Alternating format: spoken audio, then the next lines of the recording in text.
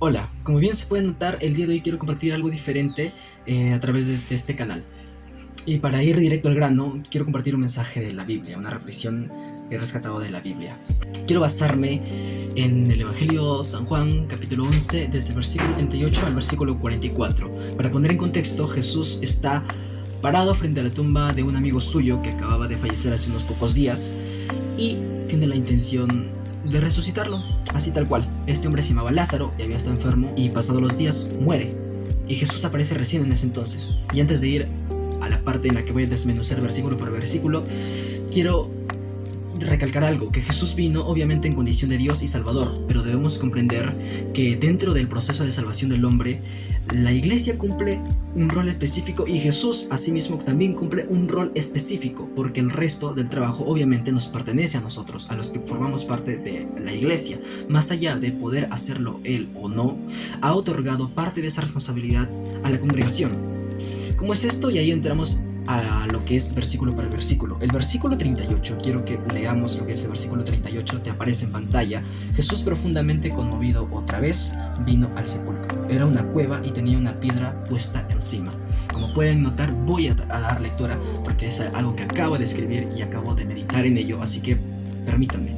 Empezamos reconociendo el olor que siente Jesús. Es decir, Jesús no es ajeno a la dolencia ni de los familiares, pero sobre todo no es ajeno a la dolencia que vive la persona que está muerta en el pecado, porque ahí vamos a partir. Lázaro representa precisamente eso también dentro de este pasaje bíblico. Representa a la persona que se ha alejado de Dios o que vive en pecado o que nunca se ha acercado al Señor específicamente.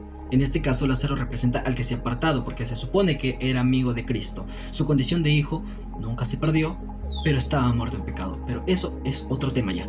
Lo que debemos entender es que esto precisamente impulsa el obrar glorioso de Cristo, el amor por aquellas almas que lo necesitan. Versículo 39. Dice de esta forma: dijo Jesús, quitad la piedra. Ahí vamos a ir deteniéndonos, porque vamos a ir punto por punto. El Señor, siendo todopoderoso, habiendo ya alimentado a miles y habiendo ya caminado sobre el mar, pareciera estar un poco cansado del camino o quizá muy triste como para tener fuerzas emocionales y fuerzas físicas para poder mover la piedra que cubría la tumba. ¿Será esto cierto? No, definitivamente no. Pero tal como lo he dicho hace unos segundos, Jesús, dentro del plan de salvación del hombre, luego de la muerte en la cruz, cumple un rol específico, porque el resto también es para lo cual existe la iglesia. Es decir, la salvación como tal le pertenece a Cristo, pero el que las personas lleguen a Él también es responsabilidad nuestra. La salvación de Cristo viene por medio de la cruz, sí, la salvación, pero que las personas se acerquen a Jesús, que puedan obrar también, trabajar sobre ello, porque a eso se debe porque esa es la gran comisión de la iglesia. Nos pertenece obviamente a nosotros, a quien se nos ha encomendado ese rol. El ayudar a remover la piedra que dificulta la salida de los muertos espirituales de aquella cueva oscura y no les permite ver la luz de Cristo es parte de lo que nosotros debemos hacer. No poner más piedras, no poner más tropiezos, remover la piedra. Esto se puede entender como la facilitación del acceso al amor de Dios, pues nos corresponde, como ya dije, quitar esos obstáculos y que ellos puedan ver la gloria del Señor. Luego identificamos, dice acá, Marta, la hermana del que había muerto, le dijo: Señor, hiede ya, porque es de 4 días. Identificamos, como siempre puede haber, que aunque con buenas intenciones, muchas veces habrá personas como Marta que dudarán del poder de Cristo, pues solo pondrán su mirada en lo que es visible, el pecado, o tendrán solamente la capacidad de percibir los olores de la pobredumbre que muchas veces está presente en el cuerpo de las personas que están alejados de Cristo, y que ese olor puede ser o es obviamente el pecado. Pero nos olvidamos muchas veces de que precisamente mientras más miserable sea la condición del pecador, entonces la gloria del Señor tiende a ser mucho mayor. Definitivamente será mucho mayor, porque al final la gloria es del Señor, y sobre ello vamos a ir también extendiéndonos después. Vámonos al versículo 40. Jesús dijo: ¿no te he dicho que si crees verás la gloria de Dios? Un versículo sumamente conocido. La respuesta de Cristo no puede ser más maravillosa y concisa, capaz de quitar todo prejuicio, pues su poder y gloria nunca van a tener limitaciones humanas. Nosotros sí, y cuando vemos eso, nos reflexionamos o sacamos conclusiones en base a nuestras limitaciones, pero nos olvidamos de que Cristo, aún habiendo sido hombre, tenía una gloria maravillosa, una capacidad de hacer cualquier cosa. ¿Cómo pues podemos dudar de ello? Vámonos al versículo 41. Entonces quitaron la piedra de donde había sido puesto, el muerto. Y Jesús, alzando los ojos a lo alto, dijo: Padre, te doy gracias por haberme oído. En este versículo podemos notar algo maravilloso y que a veces se nos olvida. Incluso Cristo, reconociendo su condición de hombre e hijo, pidió que la gloria siga siendo de Dios y no suya. Así que si de algo vale nuestro trabajo como iglesia, es que la gloria siempre sea de Él y no nuestra. Pero ¿cuándo? Cuando se salva almas de la muerte.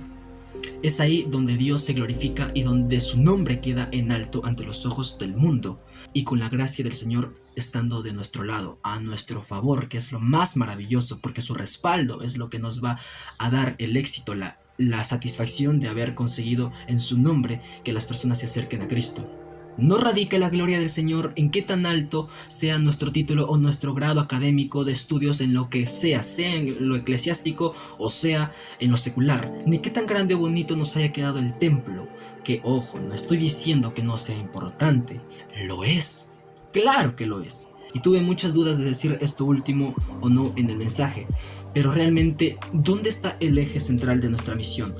O de la misión que nos hemos creado nosotros mismos, o peor aún, ¿a qué le estamos dedicando más esfuerzo como iglesia? Por extraño que parezca también, ¿por qué razones hemos discutido más? Ojalá no haya sido, como dice mi pastor, por la presa o el pedazo de carne más grande, o por plata, o por saber qué fue de cosa aquella que se perdió, dudando y generando suspicacias con maldad en contra de nuestros hermanos que nos dirigen muchas veces. Si sobre esto hemos dado vueltas, entonces no creamos que la gloria de Dios se va a reflejar ni en nuestra vida, ni como iglesia en general, ni creamos que nuestras oraciones van a ser tomadas realmente en serio, y peor aún nuestras oraciones en favor de las almas perdidas. Seamos totalmente honestos. Hemos salido a compartir la palabra de Dios a las calles con la misma cantidad de veces o similar cantidad de veces siquiera que las que hemos orado por las almas, como para que más o menos tenga un poco de concordancia o para ser consecuentes. Si hay un día determinado para orar específicamente en un culto, como en mi caso en mi congregación es los días martes, si en tu iglesia también en los días martes, significa de que también cada martes o al menos una vez por semana nos hemos dedicado como iglesia a compartir la palabra de Dios, que es la razón de existir realmente de la iglesia. Versículo 42. Yo sabía que siempre me oyes, dice Jesús al Padre, pero lo dije por causa de la multitud que está alrededor, para que crean que tú me has enviado. De este versículo podemos rescatar lo importante que es que el mundo vea nuestro obrar como iglesia, no como personas, porque muchos pueden decir, pero que la mano derecha no vea lo que hace tu izquierda. Eso es cuando haces tú de manera personal, tú, para que no llegues tú a tu congregación diciendo, ¡ay, mira, ¿sabes qué? He predicado! Ya, eso está mal. Eso obviamente, ¿por qué? Porque ¿cuál es la intención con la cual lo haces? Pero como iglesia, como conjunto, nuestras obras, como dice la Biblia, no tienen que estar escondidas. No se pone una vela encima de una mesa para que luego sea tapada, sino para que alumbre. Y los hombres verán la obra de la iglesia y se acercarán a él. Porque dice acá lo que he escrito: el ver que hay quienes cambian de vida llama la atención, genera que las personas se acerquen también a nosotros y por ende se acerquen a Dios. Versículo 43. Y habiendo dicho esto, clamó a gran voz: Lázaro, ven fuera. Atentos. Jesús clamó. Jesús clamó. Esa es la pasión con la cual Él te llamó a ti, me llamó a mí y sigue llamando. Y si aún no te ha llamado, a lo mejor sí lo ha hecho, pero no has escuchado su voz.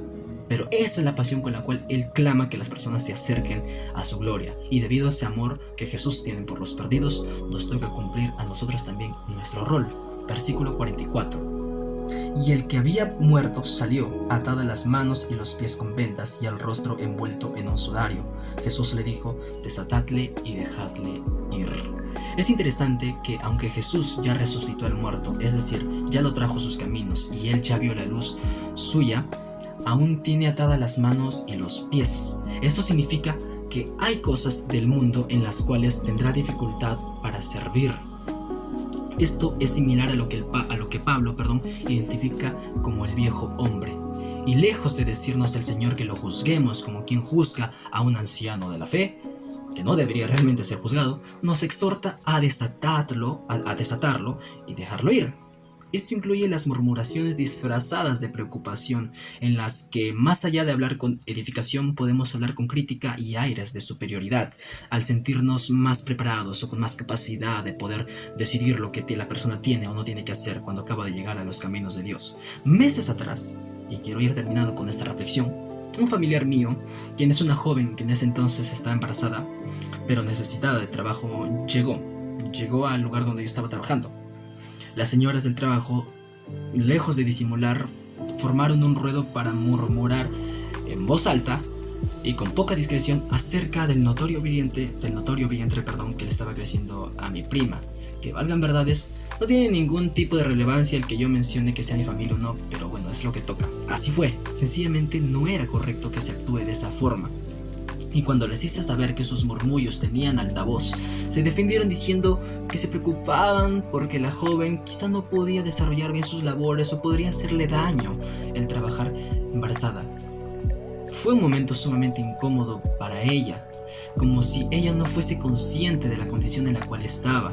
En conclusión, y valiéndome de este caso que acabo de citar, debemos entender que, de la misma forma como hicieron las señoras del lugar donde yo trabajaba, nuestras actitudes, sean positivas o negativas, pueden llegar a ser demasiado perceptibles ante los demás, y aun si no lo fuesen, no se tiene que actuar así, con malicia, con suspicacia, con chismosería.